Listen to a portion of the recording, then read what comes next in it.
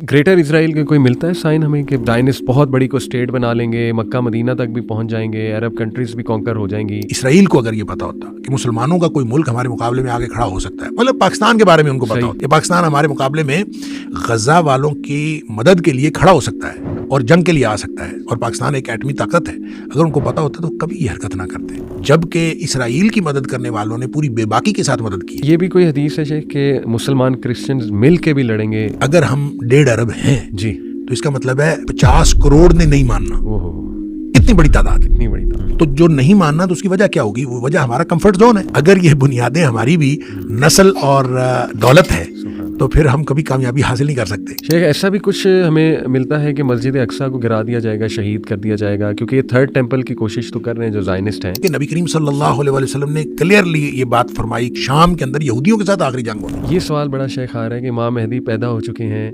या बहुत करीब है उनका टाइम, एकदम से ज़हूर हो सकता है, तो आपकी इस पे पर्सनल राय एक होती है ना हर आलिम की, आपकी इस पे क्या है पर्सनल? तो जब इमाम महदी का ज़हूर हो जाएगा तो फिर बाहर लड़ाइयाँ होंगी, और वो लड़ाइयाँ कितनी हैं? खुरूजुल मलहमा, मलहमा से मुराद बहुत बड़ी जंगों का ज़हूर। बाज़ रिवायतों में इस तरह है कि एक आदमी के 100 बेटे होंगे, 99 शहीद हो जाएंगे। यानी वो जो क़यामत आनी है और अल-क़ारिअतु मल-क़ारिअ और इज़ा ज़ुल्ज़िलतिल अर्ज़ु ज़िलज़ालहा, वो जो इंतहाई खौफनाक माहौल है, वो खौफनाक माहौल अहले ईमान ने नहीं देखना। अस्सलामु अलैकुम वरहमतुल्लाहि वबरकातुहू एवरीवन। बहुत सवालात आ रहे थे और बड़ी रिक्वेस्ट भी आ रही थी शेख के हवाले से। माशाल्लाह आप लोग देखते हैं और बहुत मुस्तफ़ीद होते हैं, लेकिन जिस टॉपिक पे सबसे ज़्यादा रिक्वेस्ट आ रही थी वो यही था कि हालात आज़रा अभी शाम में जो एक पॉलिटिकल सिचुएशन चेंज हुई, फिर गज़ा का मामला वर्सन होता जा रहा है, अल्लाह माफ़ करे, और जिस तरह से बहुत तेज़ी से हालात उम्मत मुस्लिमा के चेंज हो रहे हैं, ओवरऑल ग्लोबली वर्ल्ड पॉलिटिकली बहुत रीशेप हो रहा है, तो इसमें अहादीस को देखा जाए और इस्लामिक लिटरेचर को देखा जाए तो क्या रहनुमाई हमें मिलती है और व्हाट शुड बी आर इंशाल्लाह action plan as a family, as an individual इंशाल्लाह ताला। सो उसके लिए मैंने दावत दी डॉक्टर हमाद लकवी साहब को। शेख जज़ाकल्लाह खैर, अस्सलाम वालेकुम वरहमतुल्लाहि वबरकातुहू। जी वालेकुम अस्सलाम वरहमतुल्लाहि। बहुत शुक्रिया शेख, आपने टाइम दिया अपने बिज़ी स्केड्यूल से, और टॉपिक जैसे कि आपने सुन लिया, बहुत इसकी रिक्वेस्ट आ रही थी। शेख मैं एक हदीस से स्टार्ट करना चाहूँगा। बहुत ये हदीस आजकल वायरल है और लोग जानना चाहते हैं कि इसमें जो तसलसल है वो तसलसल के मुताबिक क्या क्या होगा और ज़ाहिर है कि उसके बाद फिर क्या होगा। ये हदीस सुनन नबी दाऊद में है, सही इसको करार दिया अल्लामा अलबानी ने। हदीस है कि बैतुल मक़दस की आबादी मदीना की वीरानी होगी और मदीना की वीरानी लड़ाइयों और फितनों का ज़हूर होगा।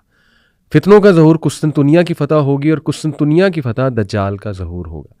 अब इसमें शेख आपकी इजाज़त से बैतुल मक़दस की आबादी से क्या मुराद है, मदीना की वीरानी से क्या मुराद है, डिफरेंट लोग डिफरेंट इंटरप्रेट करते हैं।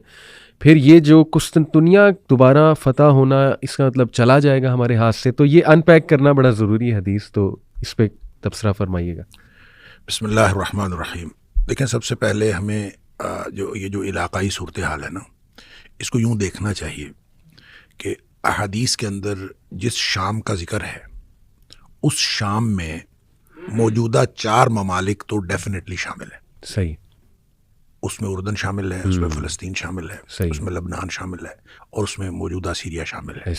इसके अलावा बाज़ इंटरप्रिटेशंस के मुताबिक कब्रस भी उसके अंदर, साइप्रस जिसको हम कहते हैं, वो भी इसमें शामिल है, और एक सूबा तुर्की का भी उसके अंदर शामिल है। ये सारा मिला के शाम बनता है। ठीक है। लिहाजा जितनी भी शाम के बारे में नबी करीम सल्लल्लाहु अलैहि वसल्लम ने फजीलत बताई है, तो उसका जो मरकज़ व महवर है ये पूरा इलाका है, कोई एक मुल्क नहीं है, मौजूदा मुल्क शाम नहीं है, बल्कि पूरा इलाका जो है उसके अंदर शामिल है। जहाँ तक कुस्तुनतुनिया की बात है, जाहिर है कि ये इस्तांबुल का दूसरा नाम है और इस्तांबुल जो है वो मुसलमानों के कब्ज़े में है, और नबी करीम सल्लल्लाहु अलैहि वसल्लम इसमें जो जिक्र फरमा रहे हैं वो कुस्तुनतुनिया की फ़तह का जिक्र फरमा रहे हैं। तो इसका मतलब है कि कुस्तुनतुनिया पहले हमारे हाथों से जाएगा, मुसलमानों के हाथों से ये चला जाएगा और ये फिर जाके फ़तह होगा। और इसकी फ़तह के बारे में बाज़ अहादीस के अंदर आता है कि जब कुस्तुनतुनिया फ़तह होगा तो मुसलमान जो हैं वो इस कदर यानी ईमान वाले होंगे और उनका ईमान इस कदर मजबूत होगा। असल में ये सारी चीज़ें रिलेट करती हैं।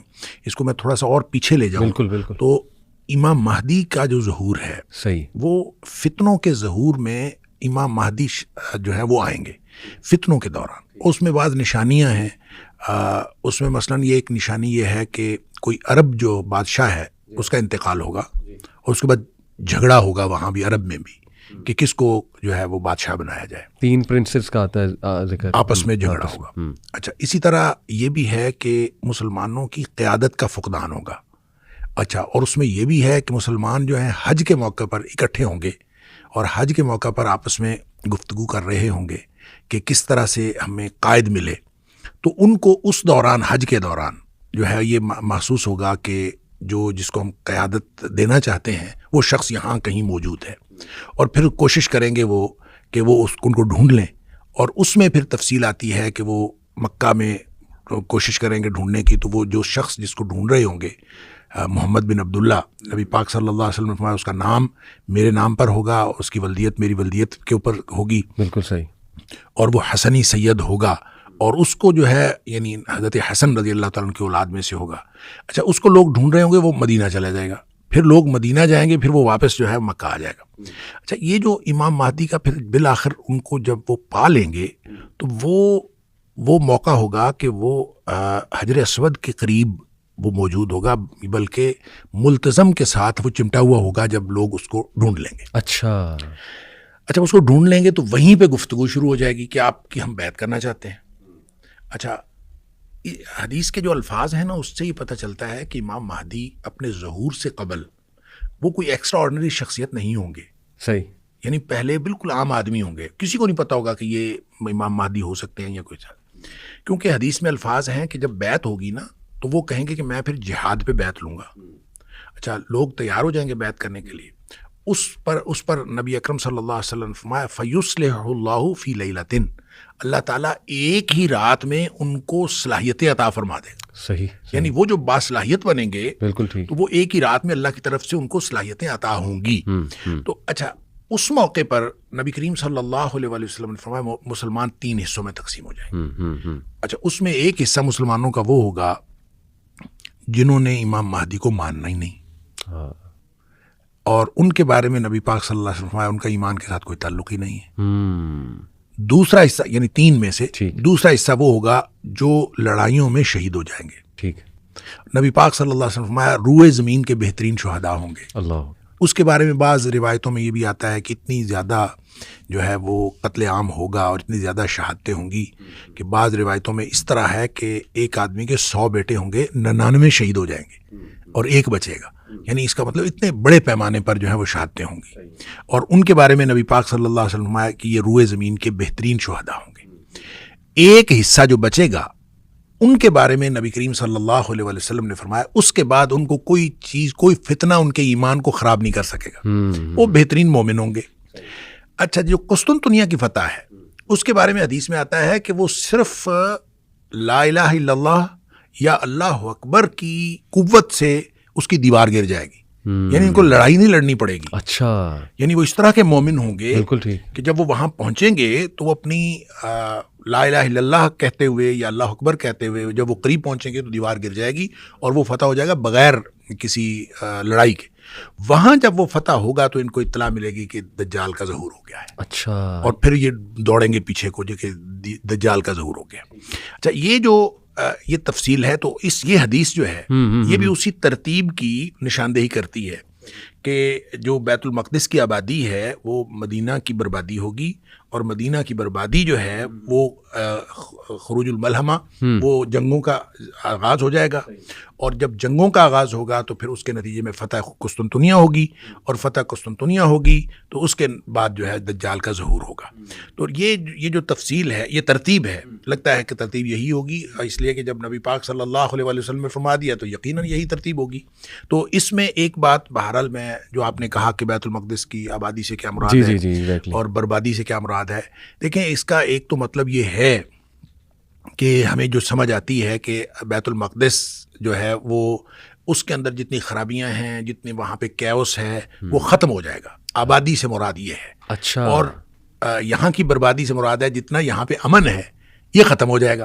اچھا ٹھیک ہے, خراب ہے نا, خراب, ٹھیک ہے ٹھیک ہے, خراب و یثرب, حدیث کے الفاظ ہے خراب. اب خرابی کسی بھی طرح کی ہو سکتی ہے, وہ ایڈمنسٹریٹو خرابی ہو سکتی ہے, مینیجریل خرابی ہو سکتی ہے, وہ نظام کی خرابی ہو سکتی ہے, وہ لوگوں کے ایمان کی خرابی ہو سکتی ہے.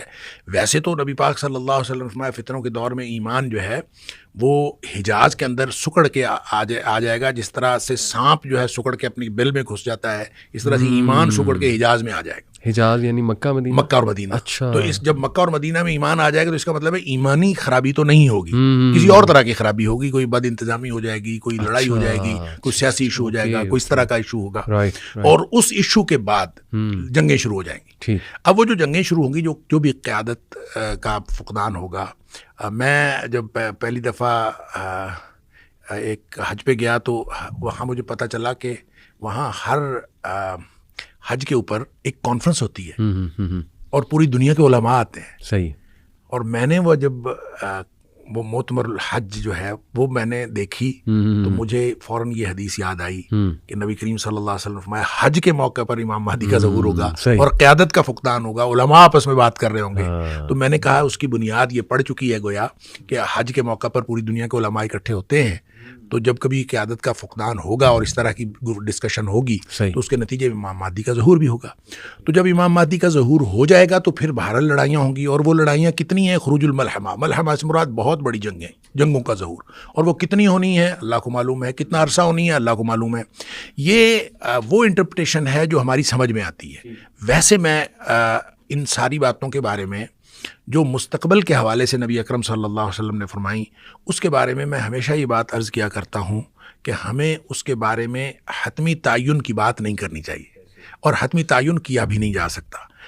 ہو سکتا ہے نبی کریم صلی اللہ علیہ وسلم نے کوئی بات تمثیلی انداز میں فرمائی ہو سکتا ہے کوئی بات حقیقی انداز میں فرمائی ہو. وہ حقیقی ہو یا تمثیلی ہو, ہم نہ اس کے وقت کا تعین کر سکتے ہیں اور نہ اس کی نوعیت کا حقیقی تعین کر سکتے ہیں. البتہ پاسبلٹیز ہم ڈسکس کر سکتے ہیں, یہ امکان ہے, یہ ہو سکتا ہے, یہ ہو سکتا ہے, صرف یہ کہہ سکتے ہیں.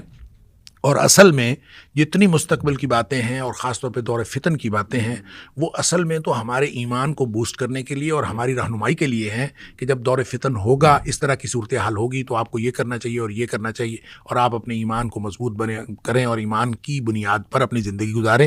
اصل میں تو ہمارے لیے یہ رہنمائی ہے. باقی رہی بات واقعات کے تعین کی تو اس کا حتمی تعین نہیں کیا جا سکتا.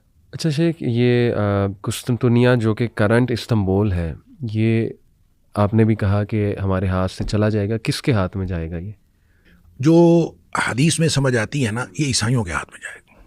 کرسچنز اس کے اوپر جو ہے قابض ہوں گے.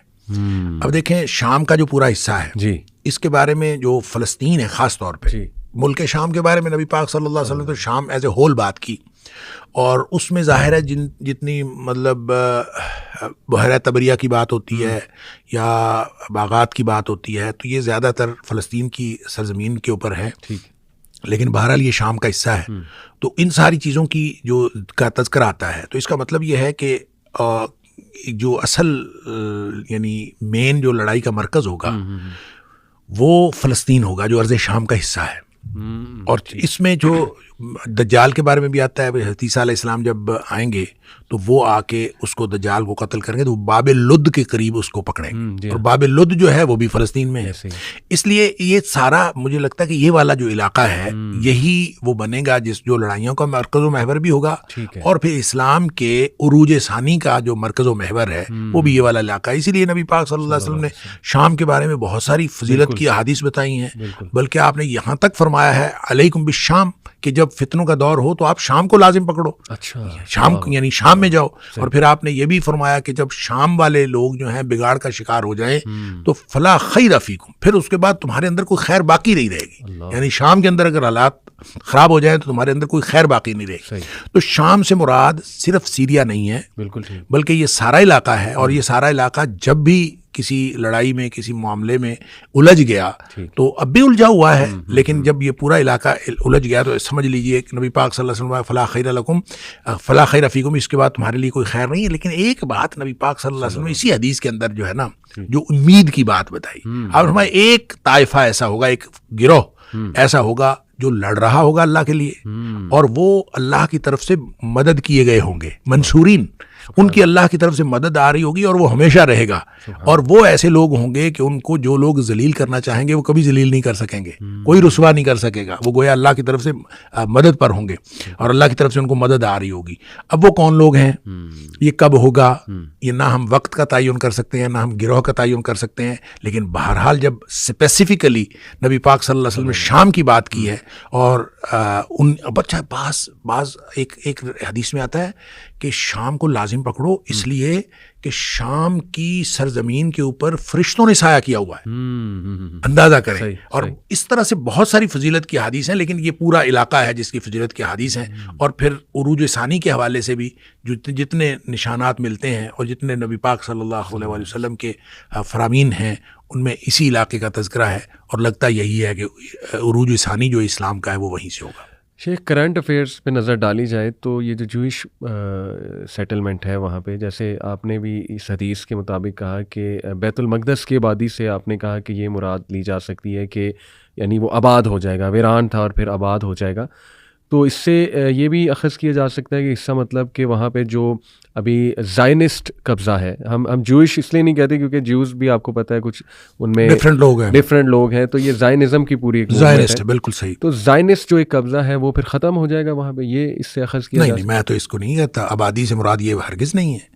یعنی بیت المقدس کی آبادی سے یہ ہرگز مراد نہیں ہے کہ وہاں قبضہ مسلمانوں کا ہو جائے گا. اچھا, بل وہ قبضہ کسی کا بھی ہو, ایک پرامن علاقہ بن جائے گا, اور وہاں پہ جو کیوس ہے, جو ابتری ہے, جو افراتفری ہے, جو جنگ کی صورتحال ہے, ختم ہو جائے گی. اچھا, اس سے یہی مراد ہے.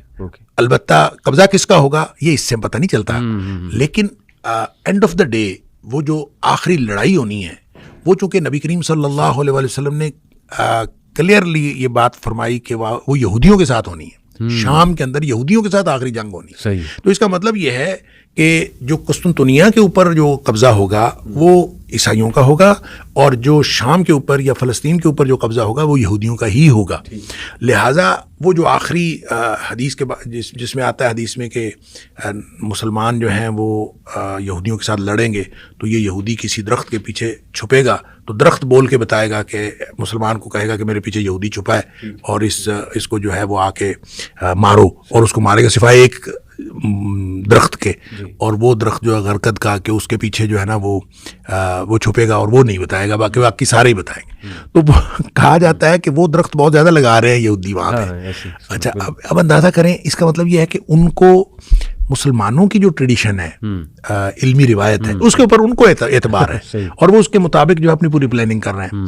تو مسلمان جو ہے وہ پلاننگ تو کوئی نہیں کر رہے, بس یہ مجھے تو یوں لگتا ہے کہ ہاتھ پہ ہاتھ دھر کے بیٹھے ہوئے ہیں اور اللہ سے مدد کی توقع رکھتے ہیں.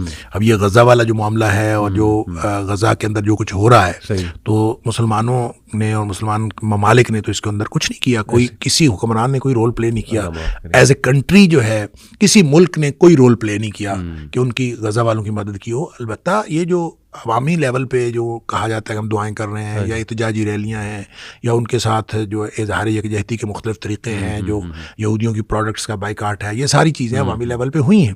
لیکن گورنمنٹ کی سطح پہ 57 اسلامی ملکوں میں کسی نے بھی یہ نہیں کہا کہ ہم جو ہے وہ ایسا کریں گے, جبکہ اسرائیل کی مدد کرنے والوں نے پوری بے باکی کے ساتھ مدد کی ہے. بالکل. تو چاہیے تو یہ تھا کہ اس موقع پر مسلمان جو ہیں وہ پوری طرح کھل کے ان کی مدد کرتے. اور مجھے یوں لگتا ہے واللہ عالم, مسلمانوں میں سے کوئی ملک اگر یہودیوں کو یہ پتا ہوتا, اسرائیل کو اگر یہ پتا ہوتا کہ مسلمانوں کا کوئی ملک ہمارے مقابلے میں آگے کھڑا ہو سکتا ہے, مطلب پاکستان کے بارے میں ان کو پتا ہوتا کہ پاکستان ہمارے مقابلے میں غزہ والوں کی مدد کے لیے کھڑا ہو سکتا ہے اور جنگ کے لیے آ سکتا ہے, اور پاکستان ایک ایٹمی طاقت ہے, اگر ان کو پتا ہوتا تو کبھی یہ حرکت نہ کرتے. ان کو پتا ہے کوئی ان کی مدد کو نہیں آئے گا, لہٰذا انہوں نے چن کے جو ہے وہ ان کا قتل عام کیا ہے. اور اتنا بڑا قتل عام دیکھیں کہ وہ, یہ میں اس کو جنگ ہرگز نہیں کہتا, جنگ نہیں ہے, جینوسائیڈ ہے, قتل عام. تو اس طرح جب مسلمانوں نے وہاں مدد نہیں کی تو اس کا مطلب یہ ہے کہ مسلمان تو ہاتھ پہ ہاتھ دھر رکھ کے بیٹھے ہوئے ہیں کہ کوئی اللہ کی طرف سے مدد آئے گی, کوئی معاملات ہوں گے, ہم دعائیں کر لیتے ہیں زیادہ سے زیادہ. تو اصل معاملہ یہ ہے کہ جو جنگیں ہوں گی, جنگیں تو بھائی لڑنی پڑیں گی.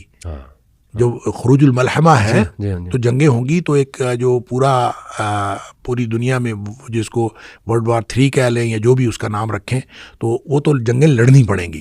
جب آپ لڑیں گے جنگیں تو اس کے نتیجے میں فتح ہوگی. تو اس کا مطلب ہے اس سے پہلے قسطنطنیہ جو ہے وہ عیسائیوں کے قبضے میں جا چکا ہوگا. وہ آدھا گویا ایک طرف جو ہے یہودی اور ایک طرف عیسائی. اس کے بعد جو جنگیں ہوں گی ان جنگوں کے نتیجے میں جا کے جب یہ جو امام مہدی کا ظہور ہوگا، پھر ان کی جنگیں ہوں گی، پھر ان جنگوں کے نتیجے میں مسلمان جو ہیں قسطنطنیہ کو بھی فتح کر لیں گے. اور پھر اس کے بعد جو ہے وہ دمشق کے اندر جو حضرت عیسیٰ علیہ السلام کا ظہور ہے وہ بھی اسی دمشق کی جو جامع مسجد ہے اس کا ذکر آتا ہے کہ جامع مسجد میں وہ ان کا جو نزول ہوگا. پھر حضرت عیسیٰ علیہ السلام جو ہے وہ مسلمانوں کے امیر کے پیچھے نماز پڑھیں گے اور اس کے بعد جو ہے وہ حضرت عیسیٰ علیہ السلام ان کی قیادت کریں گے اور اس قیادت میں پھر وہ دجال کو قتل کریں گے اور ایک دفعہ پورا جو ہر طرف مسلمانوں کا جو ہے دورہ ہو جائے گا. لیکن اس پر صرف 7 سال گزریں گے. اچھا، حدیث میں آتا ہے 7 سال. ٹھیک ہے، 7 سال کا وقت ہے. اب یہ 7 سال جب کہا جاتا ہے تو میں نے پہلے بھی بات کی ہے، یہ تمثیلی انداز میں ہو سکتا ہے. یہ ضروری نہیں ہے کہ حقیقی ہو، حقیقی بھی ہو سکتا ہے. کیونکہ دجال کے بارے میں آتا ہے کہ وہ زمین پر 40 رہے گا. اب یہ 40 دن ہے، ٹھیک ہے، یہ 40 سال ہے، یہ 40 کتنا ہے، ٹھیک ہے، اور 40 دن رہے گا. بعض نے کہا ہے کہ پہلا دن جو ہے وہ 1 سال کے برابر ہوگا، دوسرا دن 1 مہینے کے برابر ہوگا، تیسرا دن 1 ہفتے کے برابر ہوگا اور باقی دن جو ہے وہ عام دنوں کے برابر ہوں گے اور اتنا عرصہ وہ رہے گا. بہرحال یہ بھی ساری چیزیں تمثیلی انداز میں ہو سکتی ہیں کہ نبی کریم صلی اللہ علیہ وسلم نے فرمایا کہ دجال 40 دن رہے گا، کتنا عرصہ رہے گا واللہ اعلم. اور پھر اس کے بعد 7 سال کی بات ہے. تو ان 40 دنوں کے مقابلے میں یہ 7 سال 40 دن کے مقابلے میں تو 7 سال بہت بڑی مدت ہوتی ہے. لیکن یہ کیا کمپیریزن ہے واللہ اعلم. اور اس کے نتیجے میں 7 سال مسلمان گویا پوری طرح سے اپنا وہ جو عروج ہے وہ انجوائے کریں گے. پھر اس کے بعد نبی کریم صلی اللہ علیہ وسلم ایک ہوا چلے گی، ٹھیک ہے، وہ بھی شام میں یعنی دمشق کی طرف سے یا بیت المقدس کی طرف سے. بیت المقدس کی طرف سے ایک ہوا چلے گی، ٹھنڈی ہوا. وہ جس مسلمان تک پہنچے گی مسلمان اس سے وہ ختم ہوتا جائے گا، فوت ہوتا جائے گا. سارے مسلمان فوت ہو جائیں گے. گویا یہ حدیث اس بات کی طرف اشارہ کرتی ہے کہ جو قیامت آنی ہے فائنل، اس میں کوئی مومن نہیں ہوگا. یعنی وہ جو قیامت آنی ہے اور القارعۃ ما القارعۃ اور اذا زلزلت الارض زلزالہا، وہ جو انتہائی خوفناک ماحول ہے، وہ خوفناک ماحول اہل ایمان نے نہیں دیکھنا. وہ اہل ایمان کو اللہ تعالیٰ اس سے پہلے ہی ایک سکون کی اور یعنی سکون کی نیند کہہ لیں یا سکون کی موت جو ہے وہ اللہ تعالیٰ عطا فرما دے گا اور یہ سب لوگ اللہ کے پاس پہنچ جائیں گے. اور اس کے بعد جو قیامت برپا ہوگی وہ گویا ان لوگوں پر برپا ہوگی جو اہل ایمان نہیں ہوں گے. شیخ یاجوج ماجوج کا بھی پھر بیچ میں آتا ہے کہ حضرت عیسیٰ دعا کریں گے تو وہ پھر ان کو موت آ جائے گی، کوئی بارش ہوگی. اچھا، یہ ایک مطلب یہ جو ہے نا ایونٹس، یہ تو پھر قیامت کے ایونٹس شروع ہو جائیں گے اور قیامت کے ایونٹس اس میں یاجوج ماجوج بھی ہیں اور یاجوج ماجوج ایک طرف سے نکلیں گے. اب دیکھیں لوگ جو ہیں اس کو انٹرپریٹ کرتے ہیں کہ یہ جو یاجوج ماجوج فلاں قوم ہے، نکل آئی ہے، ظہور ہو گیا ہے. لیکن جب اس کا ذکر ہی حضرت عیسیٰ علیہ السلام کے ساتھ ہو رہا ہے تو پھر ہم کیسے کہہ سکتے ہیں کہ ابھی سے ہو گیا ہے؟ وہ جب حضرت عیسیٰ علیہ السلام آئیں گے تبھی ان کا ظہور ہوگا. بالکل ٹھیک. اچھا، یہ بھی کوئی حدیث ہے شیخ کہ مسلمان کرسچنز مل کے بھی لڑیں گے یا ایک تیسری پاور مسلمانوں کا ساتھ دے گی اور کرسچنز کے خلاف لڑائی ہوگی؟ اس طرح سے بھی ہمیں کچھ اس طرح بھی ہے. اصل میں اس میں یہ ہے کہ مسلمان اور عیسائی مل کے لڑیں گے کسی تیسری قوت کے ساتھ. ٹھیک ہے. اور اس میں پھر جو ہے کوئی کرسچن اٹھ کے کہہ دے گا کہ صلیب جیت گئی، تو کوئی مسلمان اٹھ کے صلیب کو توڑ دے گا. ٹھیک ہے. اس پر پھر ان کی آپس میں لڑائی ہو جائے گی، پھر یہ الگ الگ ہو جائیں گے. اور یہ وہ ملحمہ میں آپ ملحمہ، اب یہ دیکھیں ونس اگین میں بات یہ کروں گا، یہ بات ملحمہ کے دوران ہے یا ملحمہ سے پہلے ہے، ٹھیک ہم نہیں کہہ سکتے. لیکن اس میں جو فتنے ہیں، فتنوں کا جب ذکر آتا ہے تو وہ پوری ایک ترتیب بھی ہے. فتنہ احلاس ہے، فتنہ دہیمہ ہے. تو وہ یعنی یہ کب کون کون سے فتنے آئے، لوگوں نے تو انٹرپریٹیشن کی ہوئی ہے اس کی. اور وہ تو کہتے ہیں کہ فتنہ احلاس بھی برپا ہو چکا. وہ کہتے ہیں کہ یہ 911 کے بعد فتنہ احلاس چل رہا ہے. فتنہ احلاس بھی ہو چکا، فتنہ دہیمہ بھی ہو چکا. اب آدمی سمجھتا ہے کہ اب بس معاملہ ختم ہو گیا، ایک دم نیا فتنہ آ گیا، یہ تباہی کا فتنہ ہے جس کو دہیمہ کہا گیا. تو یہ کچھ لوگوں کا خیال یہ ہے کہ یہ فتنے برپا ہو چکے، لیکن مجھے نہیں لگتا، واللہ عالم. مجھے لگتا ہے کہ فتنے آنے والے ہیں اور یہ آنے والے دور میں آئیں گے. یہ فتنے چھوٹے تھے، ہر نیا آنے والا فتنہ وہ بڑا فتنہ ہوگا. اور اس کی انٹرپریٹیشن میں ونس اگین میں یہی کہوں گا کہ امکان ہو سکتا ہے جن لوگوں نے کہا کہ وہ برپا ہو چکے، ہو سکتا ہے ان کی بات بھی درست ہو، اور ہو سکتا ہے کہ انہوں نے ابھی برپا ہونا ہو۔ شیخ گریٹر اسرائیل کا کوئی ملتا ہے سائن ہمیں کہ بنے گا، زائنسٹ بہت بڑی کو اسٹیٹ بنا لیں گے، مکہ مدینہ تک بھی پہنچ جائیں گے، عرب کنٹریز بھی کانکر ہو جائیں گی؟ حدیث میں نہیں، دیکھیں میرے خیال میں ایسا نہیں ہے، یہ ان کا قبضہ تو ہے، لیکن کتنے علاقے پر قبضہ ہے، کہاں تک یہ پہنچ جائیں گے، یہ میرے علم میں نہیں ہے کہ ایسی کوئی گریٹر اسرائیل کی کوئی باؤنڈری لائن جو ہے وہ حدیث کے اندر طے کی گئی ہو کہ یہ یہاں تک جو ہے یہودیوں کا قبضہ ہوگا۔ البتہ یہ ضرور ہے کہ یہودیوں کا قبضہ ہوگا، جیسے میں نے عرض کیا کہ آخری جنگ جو ہے مسلمانوں کی، عیسائیوں کو شکست دینے کے بعد پھر مسلمانوں کی آخری جنگ جو ہے یہودیوں کے ساتھ ہونی، تو وہ کتنے علاقے پر قابض ہوں گے واللہ اعلم۔ ٹھیک ہو گیا۔ تو شیخ ابھی ان حالات اور اسی لیے میں عرض کرتا ہوں، جن لوگوں نے کہا گریٹر اسرائیل کے وہ ایک دفعہ قائم ہونا ہے اور یہ لازماً قائم ہوگا، تو یہ میرا نہیں خیال کہ اس کو ہم انہی حدود کے تحت گریٹر اسرائیل کہیں کہ جو اسرائیل والے خود یہودی یا زائنسٹ جو چاہ رہے ہیں، جو انہوں نے نقشہ بنایا ہوا ہے اس کے مطابق وہ قائم ہوگا یا کوئی اس کی اور حدود ہوں گی، واللہ عالم، اس کے بارے میں کچھ کہا نہیں جا سکتا۔ یہ سوال بڑا شیخ آ رہا ہے کہ امام مہدی پیدا ہو چکے ہیں یا بہت قریب ہے ان کا ٹائم، ایک دم سے ظہور ہو سکتا ہے، تو آپ کی اس پہ پرسنل رائے ایک ہوتی ہے نا ہر عالم کی، آپ کی اس پہ کیا ہے پرسنل؟ دیکھیں، میں پہلے بھی کئی دفعہ کہہ چکا ہوں، اس کے اوپر لوگوں نے آراء بھی دی ہیں جو کوئی اچھی آراء نہیں دی۔ مطلب میرے خیال میں تو امام مہدی کے ظہور کا ماحول بن رہا ہے، اور جب ہم کہتے ہیں ماحول بن رہا ہے تو اس کے کتنی دیر بعد امام مہدی نے ظاہر ہونا ہے یہ تو اللہ کو معلوم ہے، لیکن جب ہم ان فتنوں کے ظہور، امام مہدی کے ظہور یا اس طرح کی نشانیاں جو قرب قیامت کی ان کے ظہور کی بات کرتے ہیں، تو اس میں دو دہائیاں لگ جانا، دو دہائی لگ جانا، یہ ایک بالکل چھوٹی سی بات ہے۔ یعنی ہو سکتا ہے کہ ایک چیز جو ہے جس کو ہم سمجھ رہے ہیں کہ ظہور ہونے کا وقت ہو گیا ہے، اور یہ اس کے بعد وہ ان کا ظہور 1 دہائی کے بعد ہو، 2 دہائی کے بعد ہو، واللہ عالم، کب ہونا یہ اللہ کو معلوم ہے۔ ہم اس کے بارے میں کوئی نہیں کہہ سکتے ایگزیکٹ ڈیٹ، بہت سارے لوگوں نے تو ڈیٹس دی ہوئی ہیں، لیکن یہ ایسا کچھ نہیں ہے، ایسا نہیں ہے، لیکن ہونا ہے، یہ سارا کچھ ہونا ہے۔ وہ واقعات جو نبی پاک صلی اللہ علیہ وسلم نے بتا دیے ان کا وقوع تو ہونا ہے، لیکن کس اور ترتیب بھی یہی ہوگی، کب ہوں گے اور کس جگہ پہ ہوں گے یہ اللہ کو معلوم ہے۔ البتہ جن جگہوں کی نشاندہی نبی کریم صلی اللہ علیہ وسلم نے کر دی ہے جیسے شام کی، تو وہ جگہیں جو ہیں وہ اسپیسیفک ہیں۔ تو ہاؤ ٹو بی شیور کہ ہم کم از کم ان کے اس رینک میں شامل ہو جائیں؟ اگر آج کوئی ان قریب ظہور ہو جاتا ہے، as a family, as an individual, کس گائیڈ لائن کو فالو کریں، اپنی فیملی کی توجہ کس طرف دلائیں اتنی تیزی سے جو حالات چینج ہو رہے ہیں، کہ ہم کوشش کریں کہ رف ٹف کا عادی بنائیں۔ صحیح، اس لیے کہ ہم جو نرم گرم بستروں میں سونے والے، ہم جہاد پر کیسے بیعت کر سکتے ہیں؟ صحیح، اور امام مہدی کی بیعت ہوگی جہاد پر، بالکل ایسے۔ لہٰذا جو لوگ جہاد کے لیے ٹریننگ لینے کو بھی ایک مشقت سمجھتے ہیں، تو وہ کیسے ان کی بیعت کریں گے؟ اللہ، ان کے لیے تو پرابلم ہوگا۔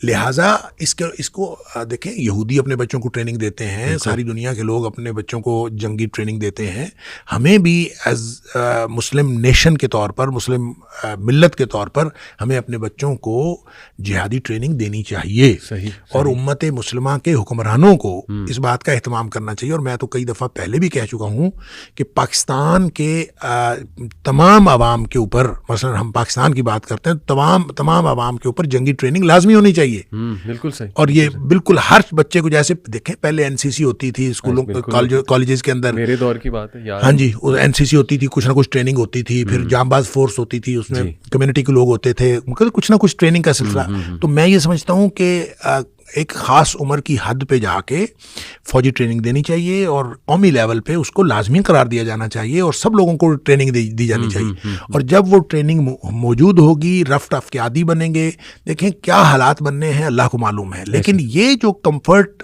زون ہے نا، اس سے بہرحال باہر نکلنا ہے۔ اس کمفرٹ زون میں رہ کر امام مہدی کی بیعت نہیں کی جا سکتی، یہ پکی بات ہے۔ اس سے باہر نکلنا ہے، اور اس سے باہر نکلنے کے لیے آپ کو اپنی ٹریننگ دینی پڑے گی، اپنے بچوں کو اس بات کا عادی بنانا پڑے گا، رف ٹف کا عادی۔ دیکھیں نا، مثلا دجال کے ظہور کے حوالے سے نبی کریم صلی اللہ علیہ وسلم نے ایک بات فرمائی کہ سارے رزق کے وسائل اس کے پاس ہوں گے، بالکل سارا کچھ اس کے پاس ہوگا، وہ جس کو چاہے گا وہ دے گا، جس کو نہیں چاہے گا نہیں دے گا۔ اب کتنی بڑی آزمائش۔ صحیح بات۔ صحابہ کہتے ہیں اللہ کے رسول صلی اللہ علیہ وسلم، ہم پھر کھائیں گے کیا؟ یعنی سارے وسائل اس کے پاس، تو ہم کیا کریں گے؟ صحیح۔ آپ نے فرمایا تمہیں لا الہ الا اللہ پڑھنا، اللہ اکبر پڑھنا، لا حول ولا قوت الا باللہ پڑھنا، یہی کافی ہوگا. اللہ آپ یہ بتائیں کہ ہمارا پیٹ بھرتا ہے اللہ کا ذکر کرنے سے، لا الہ الا اللہ کہنے سے، اللہ اکبر کہنے سے ہمارا پیٹ بھرتا ہے؟ نہیں بھرتا، نہ ہمارے بچوں کا پیٹ بھرتا ہے. اس کا مطلب یہ ہے کہ اپنے آپ کو اور اپنے بچوں کو اللہ کے ذکر کا عادی بنائیں، اور اس طرح عادی بنائیں کہ ان کی توجہ جو ہے یہ فاسٹ فوڈ اور کھانا پینا اور یہ ساری چیزوں سے ہٹ کے اللہ کے ذکر پر ہو، اور اللہ کے ذکر کی وجہ سے ان کا یہ جو بھوک کی طرف توجہ ہے یہ ختم ہو جائے. صحیح. آپ اللہ کے ذکر میں اس قدر انوالو ہوں کہ آپ کا بھوک کا احساس ختم ہو جائے. بالکل ٹھیک. تو یہ ہے کافی ہونے کا مطلب. تو اس کا عادی اگر ہم نے بنایا ہوا ہے اپنے بچوں کو، یہ خود عادی بنے ہوئے ہیں، تو پھر یہ اس وقت سفائز کرے گا، ورنہ تو نہیں. Rough and tough life style بنانا ہے، کمفرٹ زون سے نکلنا ہے، اپنے بچوں کو اس بات کا عادی بنانا ہے.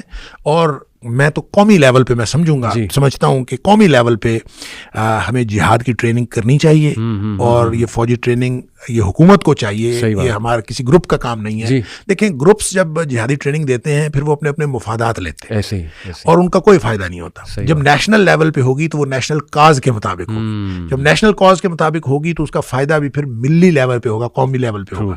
تو اس کو حاصل کرنے کے لیے پھر جب کبھی امام مہدی کا ظہور ہماری زندگیوں میں ہوتا ہے، ہماری زندگی کے بعد ہوتا ہے، اگلی نسلوں میں ہوتا ہے، جب بھی کبھی ہوگا ہماری نسلیں اس کے لیے تیار ہوں گی. اور جب تک ہم نے اپنی نسلوں کو اس کے لیے تیار نہ کیا، میں یہ سمجھتا ہوں بہت بڑے فرض سے غفلت برتیں گے جب ہم نے تیار نہ کیا. شیخ یہ کیس اسٹڈی بڑی زبردست سورہ البقرہ میں ہی ہمیں ملتی ہے. میں اکثر اس پہ غور بھی کرتا ہوں کہ دیکھیں حضرت موسیٰ علیہ السلام اپنی قوم کو لے کے 40 سال نہیں انٹر ہو سکے بیت المقدس میں. کیا یہ ہے وجہ کہ دے ور ناٹ ریڈی؟ جو قوم تھی اس نے جہاد سے بھی انکار کر دیا تھا اور شرک میں بھی پڑ گئے تھے. تو اس کیس اسٹڈی سے ہم یہ بھی سمجھ سکتے ہیں کہ ہماری بھی قوم ابھی اس لیول کی تو ریڈی نہیں. جیسے آپ نے کہا امام مہدی کی فوج میں تو بھول جاؤ، یعنی جب وہ جہاد کے اوپر بیعت کریں گے تو ہماری تو یہ ٹریننگ ہی نہیں ہے، اور شاید اسی لیے ہم پہ یہ وبال بھی آیا ہے. آپ اندازہ کریں کہ جب 1/3 لوگ جنہوں نے امام مہدی کو ماننا ہی نہیں مسلمانوں میں سے، کتنی بڑی تعداد ہے. اللہ اکبر.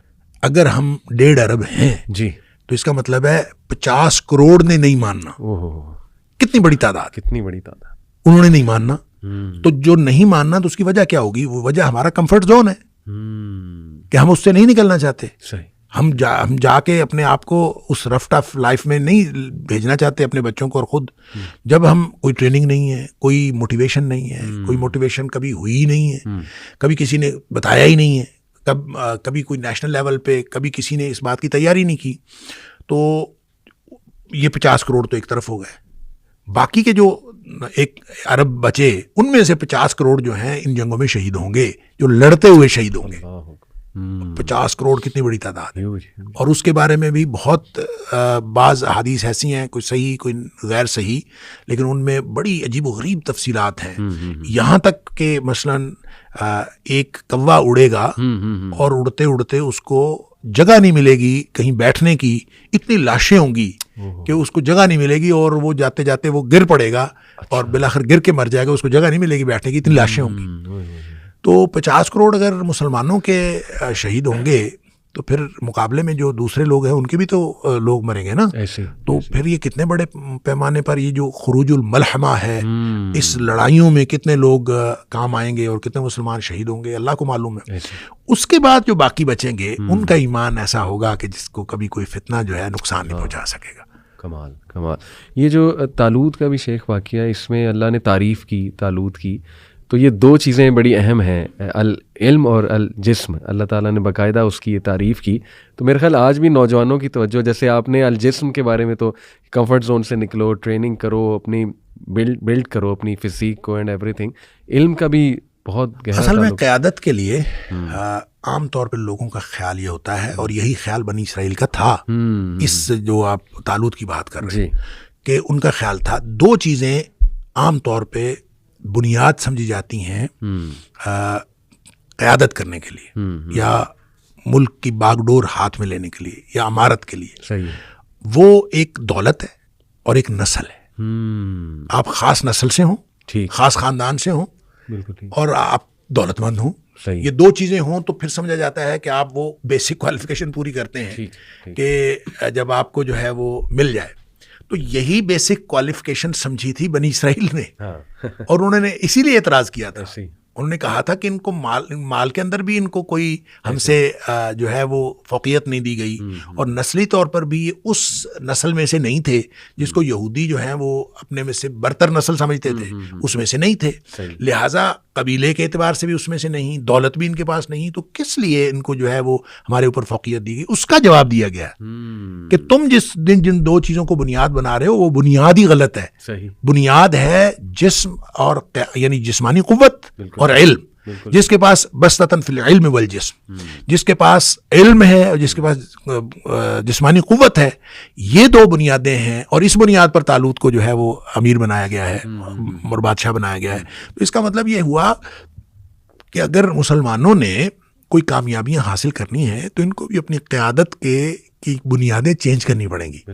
اگر یہ بنیادیں ہماری بھی نسل اور دولت ہے تو پھر ہم کبھی کامیابی حاصل نہیں کر سکتے. کامیابی اگر حاصل کرنی ہے تو ہمیں بھی قیادت، علم اور جسمانی قوت، یعنی جسمانی قوت سے مراد صرف یہ نہیں ہے کہ بندہ ڈیل ڈول کا تگڑا ہو، مطلب اس میں جسمانی صلاحیتیں زیادہ ہوں، جسمانی طور پر بھی صلاحیتیں ہوں، اور وہ کامل آدمی ہو، اور اس کے اندر اللہ تعالیٰ نے جتنی صلاحیتیں ایک انسان کے اندر دی ہوئی ہوں وہ بھرپور اس کے اندر ہوں، اور دوسرا یہ کہ علم بھی اس کے پاس بھرپور ہو. تو علم اور جسم، اس لیے فرمایا بسطۃ فی العلم. زبردست. تو یہ جو آپ نے شروع میں ایک حدیث بھی بتائی کہ شام کے ساتھ جڑے رہو اس ٹائم پہ، اس سے کیا مراد ہے جڑنے سے؟ وہاں شفٹ ہو جاؤ وہاں؟ اچھا، یہ بہرحال اس کے بارے میں علماء نے مختلف باتیں کہی ہیں. مثلاً ایک حدیث میں آتا ہے کہ حضر موت یا حضر موت کے دریا میں سے آگ نکلے گی. صحیح. اب یہ کہاں سے آگ نکلے گی واللہ عالم. وہ ایک علاقہ ہے عرب کا حضر موت، وہاں سے آگ نکلے گی، وہ لوگوں کو دھکیل دے گی شام کی طرف. اچھا، شام کی طرف دھکیل دے گی. اب اس کا مطلب یہ ہے کہ لوگ جو ہیں وہ زبردستی شام کی طرف دھکیلے جائیں گے، اور شام جا کے اصل تو وہاں پہ جا کے پھر مارکا برپا ہونا ہے، اور لوگ زبردستی دھکیلے جائیں گے. یا پھر یہ ہے کہ کوئی ایسا فتنہ ہے، آگ سے مراد کوئی ایسا فتنہ ہے کہ لوگ مجبور ہو جائیں گے کہ وہ یہاں سے نکل کر شام چلے جائیں. صحیح. اور اس لیے ان حدیث کو سامنے رکھتے ہوئے علماء نے یہ کہا ہے کہ اس سے یہ استحباب ثابت ہوتا ہے کہ لوگ اگر مائیگریٹ کر کے شام جا سکیں تو ان کو شام چلے جانا چاہیے. اور شام سے مراد ونس اگین میں یہ کہوں گا کہ وہ سیریا نہیں ہے، ٹھیک ہے، یا جس کو ہم سوریا کہتے ہیں، یہ نہیں ہے، صرف یہ بھی اس میں شامل ہے، اور اس میں اردن کا علاقہ بھی شامل ہے، اس میں فلسطین کا علاقہ بھی شامل ہے، اس میں لبنان کا علاقہ بھی شامل ہے، اس میں قبرص کا کچھ علاقہ بھی شامل ہے، اس میں ایک صوبہ جو ہے وہ ترکی کا بھی شامل ہے. صحیح. تو وہاں جانا چاہیے. یہ اگر کوئی جا سکے تو وہ جانا چاہیے. استحباب ہے، اس کے اندر کوئی لازمی نہیں ہے. نبی پاک صلی اللہ علیہ وسلم نے حکم نہیں فرمایا. اگر وہاں جانا ضروری ہوتا اور یہ ہجرت ضروری ہوتی، بعض اوقات 2 ہجرتوں کا بھی ایک حدیث کے اندر ذکر ہے کہ وہ جو ہجرت مدینہ ہوئی تھی اس ہجرت کے بعد ایک اور ہجرت ہوگی، اور وہ جو ہجرت ہوگی وہ بھی اسی طرح سے ایمان کی بنیاد ہوگی، ایمان کی بنیاد پہ ہوگی جس طرح سے ہجرت مدینہ ہوئی تھی. تو اس ہجرت سے مراد بھی ہجرت الی الشام جو ہے وہ یہی مراد لیا جاتا ہے. واللہ اعلم. بالکل صحیح. اور یہ مستقبل کی باتیں ہیں، اس کے بارے میں آپ یہ کوئی حتمی بات نہیں کر سکتے. بالکل میں سمجھ رہا ہوں. اور اس سے یہ بھی مراد لی جا سکتی ہے وہاں جو جماعت جہاد کر رہی ہے، جس کے ساتھ اللہ کی مدد ہے، تو ان کے ساتھ بھی شامل ہونے کی کوشش کی جائے. بالکل ہونی چاہیے. دیکھیں، وہ جو جب تک امام مہدی نہیں آتے کنفیوژن اس وقت تک ہے. بالکل ٹھیک. جب امام مہدی کا ظہور ہو جاتا ہے تو پھر اس کے بعد کنفیوژن ختم ہو جائے گا. پھر تو سب کو امام مہدی کی بیعت کرنی پڑے گی. جو نہیں کرے گا وہ نکل گیا. ٹھیک ہے. اور ان کی بیعت جو ہے وہ جہاد پر ہوگی. وہ کلیئر کٹ حدیث کے اندر آتا ہے کہ وہ کہیں گے کہ اگر میری بیعت، ویسے تو وہ بیعت کرنے سے ویسے گریز کریں گے، لیکن جب وہ لوگ کہیں گے کہ ہم نے لازماً آپ کی بیعت کرنی ہے تو وہ یہ کہیں گے کہ بیعت اگر کرنی ہے تو پھر صرف اور صرف جہاد پر کرنی. تو جہاد پر جب بیعت ہوگی تو پھر میرے اور آپ میں سے کون کون جہاد پر بیعت کر سکتا ہے؟ ہم تو یہاں پوڈ کاسٹ ہی کر سکتے ہیں بیٹھ کے. تو جب ہمارے اندر کوئی قوت ہوگی، کوئی موٹیویشن ہوگی، کوئی ہم نے ٹریننگ لی ہوگی، یا ہمارے اندر کوئی ان کے ساتھ مل کے دیکھیں. آج آپ غزہ کے حالات دیکھیں نا، آپ دیکھیں شام کے اندر کیا کچھ ہو رہا ہے، اور جو کس طرح سے ان لوگوں نے جو ہے اپنی زندگیاں اس کے اندر لگائی ہیں. تو ہم اگر اس طرح سے زندگیاں لگانے کے لیے تیار ہوں گے تو امام مہدی کی بیعت کریں گے. بالکل صحیح. اور کیونکہ اس کے بعد تو پھر ملحمہ ہے، خروج الملحمہ. صحیح. اور خروج الملحمہ جب ہو جائے گا تو پھر تو آل اوور دا ورلڈ جنگ ہوگی ایسے پھر تو ایک ورلڈ وار 3 ٹائپ سچویشن. اور وہ جو جنگ ہے اس میں ظاہر ہے آپ کو حصہ لینا پڑے گا, نہیں حصہ لیں گے تو آپ ختم ہو جائیں گے, مار دیے جائیں گے. شیخ ایسا بھی کچھ ہمیں ملتا ہے کہ مسجد اقصیٰ کو گرا دیا جائے گا, شہید کر دیا جائے گا, کیونکہ یہ تھرڈ ٹیمپل کی کوشش تو کر رہے ہیں جو زائنسٹ ہیں, تو حدیث میں بھی کچھ ایسا ہمیں ملتا ہے؟ اچھا یہ نا ایسی کوئی روایات ہیں, لیکن صحیح بات یہ ہے کہ میرے صحیح علم میں نہیں ہے ایسی کوئی بات, میرے علم میں نہیں. میں یہ نہیں کہوں گا کہ ایسا کچھ نہیں ہے, میرے علم میں نہیں ہے. ٹھیک ہے. تو لیکن لیٹ سے اگر شہید ہو بھی جاتی ہے تو اس حدیث کی روشنی سے تو یہی پتہ لگ رہا ہے کہ انشاءاللہ امام مہدی وہیں پہ موجود ہوں گے اور مسلمان دوبارہ سے اس کو ریکانکر کر چکے ہوں گے. خوشخبری تو ہے ہمارے لیے. لیکن دجال جو یاجوج ماجوج ہے, یاجوج ماجوج کی وجہ سے یہ جو مسلمان جو جا کے ہوں گے کسی ایک جگہ پہ, جو یہ جو دجال کی وجہ سے اور پھر یاجوج ماجوج کی وجہ سے مسلمانوں نے ایک جگہ پہ کنفائن ہو جانا ہے. صحیح ٹھیک ہے, پھر مسلمانوں نے نکلنا ہے, پھر وہ عروج ثانی ہوگا. صحیح بات. یعنی لڑتے لڑتے لڑتے لڑتے ایک دفعہ ان کا بالکل محدود ہونا ہے, اور پھر اس کے بعد ان کو اللہ تعالیٰ نے کامیابی دینی ہے. تو یہ ایک لڑائیوں کا سلسلہ ہے بہرحال, اور اس کا آغاز میں سمجھتا ہوں وہ جو شام سے ہو چکا ہے. یعنی یہ جو اب ہم کہہ رہے ہیں کہ یہ جو اس وقت صورتحال ہے شام کی, تو اس کو بہرحال خوشی تو منائی جا رہی ہے کہ اس میں مجاہدین کو اللہ تعالیٰ نے کامیابی دی, اور مجاہدین وہ کہے جا رہے ہیں جو اینٹی اسٹیٹ تھے. صحیح. ٹھیک ہے, جو ان کے باغی تھے. اب ظاہر ہے کہ ان لوگوں نے ایک بڑی جدوجہد کی ہے 2011 سے لے کر اب 13 سال ہو گئے, اور 13 سال کی جدوجہد کے بعد ایک دم کیا ہوا کہ جو ریاستی فوج ہے اس نے کوئی مزاحمت ہی نہیں کی. جب کہ انٹرنیشنل لیول پہ ہم نے دیکھا کہ پچھلے 11 سالوں میں رشیا نے بشار کی مدد کی ہے. جی, اور رشیا نے بشار کی مدد کی, اور رشیا کے اڈے موجود ہیں وہاں پہ. صحیح. ایسے اور ایک دم کیا ہوا کہ رشیا جو ہے وہ بالکل انہوں نے بھی مدد نہیں کی, اور ریاستی فوج نے بھی کوئی مزاحمت نہیں کی, اور ایک دم اتنے وہ کمزور ہو گئے. ایسے وہ کہتے ہیں جو لڑتے لڑتے کمزور ہو گئے, تو لڑتے لڑتے وہ کمزور ہو گئے تو مجاہدین بھی کمزور ہوئے. تو بہرحال یہ ایک اس کے اندر سوچنے کی بات ہے. اور پھر جو وہ دوڑا ہے بشار, تو وہ گیا ہے رشیا, اور جو اس میں رشیا نے بیان دیا ہے انہوں نے کہا جی ہماری آپس میں انڈرسٹینڈنگ ہوئی ہے. اچھا. اور انڈرسٹینڈنگ کے ساتھ ہم نے ان کو, رشیا نے جو بیان دیا ہے انہوں نے کہا کہ بشار حکومت ان کے سپرد کر کے آیا ہے, فرار نہیں ہوا, باقاعدہ انڈرسٹینڈنگ کے تحت اس نے ان کو دی ہے, اور یہ وہاں سے نکلا. اب دیکھیں کتنی باتیں, کتنے ifs اینڈ buts ہیں اس کے اندر, اور کتنے کوسچنز ہیں. اور ایسا نہیں ہے کہ ہم کہیں کہ یہ بس ہو گیا ہے, اب اس کے بعد کیا ہونے والا ہے واللہ عالم. یہ آگے کیا ہوگا کچھ نہیں سمجھ آتی کہ کیا ہوگا.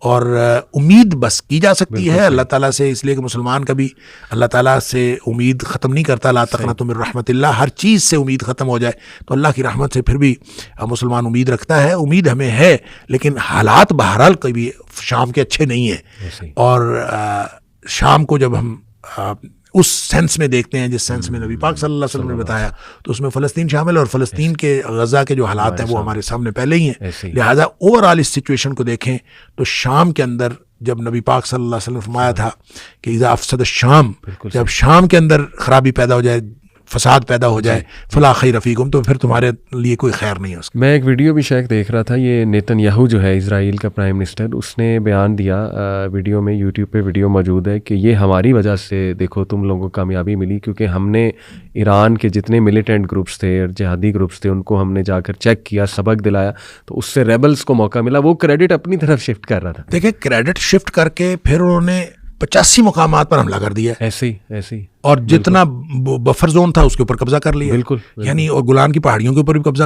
یعنی یہ عجیب و غریب بات ہے کہ وہ ادھر سے انہوں نے فتح حاصل کی ہے, یا انہوں نے دمشق پر قبضہ ان کا مکمل ہوا ہے, تو آپ جو ہے اس کے اوپر جو ہے نا حملہ کرنا شروع کر دیا ہے. اور مزے کی بات ہے اس میں رشیا ریزسٹ بھی نہیں کر رہا. رشیا کے حالانکہ وہاں پہ بیسز موجود ہیں, اور رشیا ریزسٹ نہیں کر رہا. اور یہ سمجھ نہیں آ رہی کیا, ایک بہت بڑی کنفیوزڈ سچویشن ہے.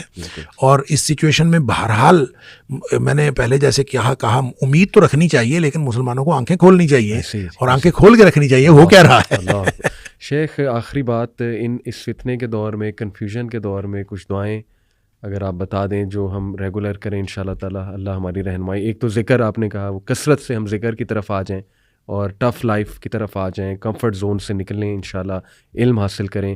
دعائیں کچھ اگر آپ بتا دیں انشاءاللہ اس وقت. دیکھیں فتنے کے بارے میں ایک تو دیکھیں نا استعاذے جتنے ہیں نا، استعاذے سے مراد ہے ہر وہ دعا جس میں اعوذ بک ہے، جس میں اعوذ بک اللہم انا نجعلک فی نحورہم ونعوذ بک من شرورہم. سبحان اللہ. ٹھیک ہے، تو یہ مثلا دشمن کے خوف سے نبی کریم صلی اللہ علیہ وسلم پڑھی ہے، تو آپ بھی یہ دعا پڑھیں. اس کے علاوہ اللہم انی اعوذ بک من الہم والحزن ونعوذ بک من العجز والکسل ونعوذ بک من البخل والجبن ونعوذ بک من غلبۃ الدین وقہر الرجال، لوگوں کے قہر سے. اللہم لا تسلط علینا من لا یرحمنا ولا یخافک فینا. یعنی ہر دعا کے اندر یہ جو جامع دعائیں ہیں نبی کریم صلی اللہ علیہ وسلم نے بتائیں، اس کے اندر ایسی کوئی نہ کوئی یہ بات موجود ہے کہ جس سے ہمیں ان چیزوں سے پناہ مانگنے کی ترغیب دلائی گئی ہے. تو لہٰذا جتنے بھی استعاذے ہیں ان کو یاد کرنا چاہیے. جتنی باتوں میں، جتنی دعاؤں میں اعوذ بک کا لفظ ہے نا، اللہم انی اعوذ بک، اللہم انی اعوذ بک من زوال نعمتک وتحول عافیتک وجاعت نقمتک جمیع سخطک، اللہم انی اعوذ بک من جہد البلاء ودرک الشقاء وسوء القضاء وشماتۃ الاعداء. تو جہاں جہاں اعوذ بک کا ذکر ہے وہ دعائیں یاد کرنی چاہیے، اور وہ ہر ایسے دور میں انشاءاللہ وہ دعائیں انسان کے لیے فائدہ مند ہیں. دوسرا، حضرت ابراہیم علیہ السلام کو جب ہر طرف سے باندھ کر ان کو پھینک دیا گیا تھا آگ میں، تو انہوں نے جو دعا پڑھی تھی وہ حسبی اللہ و نعم الوکیل پڑھی تھی. صحیح. تو یہ بلند ہمتی کی دعا ہے کہ آپ جب کمزور پڑھ رہے ہو نا تو آپ حسبی اللہ پڑھیں، حسبی اللہ و نعم الوکیل پڑھیں، حسبنا اللہ و نعم الوکیل پڑھیں. تو یہ دعا پڑھنی چاہیے. اسی طرح ایک دعا وہ ہے جو حدیث کے اندر، وہ جو لمبی حدیث ہے بخاری شریف کے اندر، کہ وہ آدمی جو اصحاب اخدود والا لڑکا تھا، جس لڑکے کو بادشاہ نے جادو سیکھنے کے لیے بھیجا تھا، اس نے دین کا علم سیکھ لیا اور وہ مستجاب الدعوات بن گیا. بعد میں اس کو مارنا چاہا انہوں نے، لمبی حدیث ہے اس کے مختلف باتیں، میں صرف خلاصہ پیش کر رہا ہوں. اس کو جب مارنا چاہا، اس کو پہاڑ کے اوپر لے گئے کہ پہاڑ سے اس کو نیچے پھینکیں گے، تو اس نے دعا پڑھی تھی اللہم اکفنیہم بما شئت، اللہ تو مجھے کافی ہو جائے ان کے مقابلے میں جیسے تو چاہتا ہے. لہٰذا یہ دعا بھی پڑھنی چاہیے. اللہم، ہمیں پڑھنا چاہیے، انفرادی طور پر پڑھیں تو اللہم اکفنی بما شئت، اور اجتماعی طور پر پڑھیں اللہم اکفناہم بما شئت. یہ دعا پڑھنی چاہیے. حق سے متعلق بھی ایک دعا ہے کہ اللہ مجھے حق دکھا اور باطل کی، اللہم ارنا الحق حقا وارزقنا اتباعہ وارنا الباطل باطلا وارزقنا اجتنابہ. اللہ مجھے حق دکھا، حق کو حق کر کے دکھا اور مجھے اس کی اتباع کرنے کی توفیق عطا فرما، اور باطل کو باطل کر کے دکھا اور مجھے اس سے بچنے کی توفیق عطا فرما. بہت خوبصورت دعائیں شیخ، جزاک اللہ خیر. دعا بھی کیجیے گا ہم سب کے لیے. اللہ تعالیٰ ہم سب کو راہ راست پہ رکھے، اللہ تعالیٰ ہم سب کو ہدایت دے اور ہدایت پر قائم رکھے. آمین آمین. بہت شکریہ آپ کا، کلیئرٹی ہوگی امید ہے آڈینس کو. جزاک اللہ خیر. السلام علیکم و رحمۃ اللہ وبرکاتہ.